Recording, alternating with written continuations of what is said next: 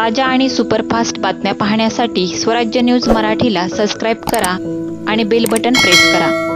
येडशी अभयारण्य व बालघाटाच्या पायथ्याशी डेंबरेवाडी वन परिक्षेत्रात गेल्या 4 दिवसांपासून ताडोबा टीमसह वन विभाग वाघाला जेरबंद करण्यासाठी प्रयत्न करीत आहे।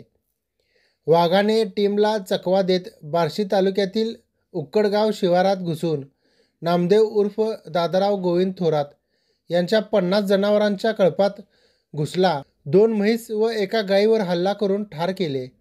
ही घटना दिनांक 17 जानेवारी रोजी सायंकाळी 5 वाजेच्या सुमारास उक्कडगाव शिवारातील पठाडे तलावाजवळ घडली।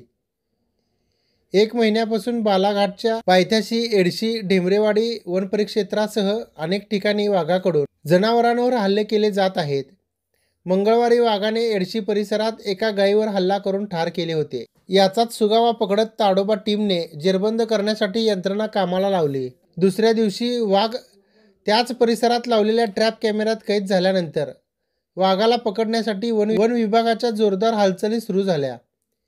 त्याकरिता वन विभागाचे धाराशिव, सोलापूर, लातूर, उदगीर, भूम, परांडा, सांगोला, मोहोळ येथील अधिकारी कर्मचारी असे 100 जण तैनात होते। वन विभागाच्या टीमला चकवा देत थेट उक्कडगाव गाठून शिवारात चारत असलेल्या 50 जनावरांच्या कळपात घुसून 2 म्हशी व जर्सी कारवडींचा फडशा पाडला। यापूर्वी उक्कडगाव शिवारात 2 जानेवारीला 2 ठिकाणी वाघाचे दर्शन झाले होते।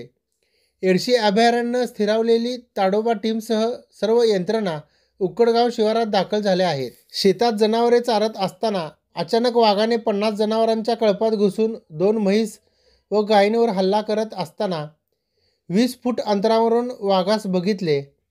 त्यानंतर भीतीपोटी वस्तीकडे पळत आलो। घटनेनंतर मुलगा व ग्रामस्थ घटनास्थळी गेल्यानंतर पाहिले असता 3 जनावरे ठार झाल्याचे दिसून आले।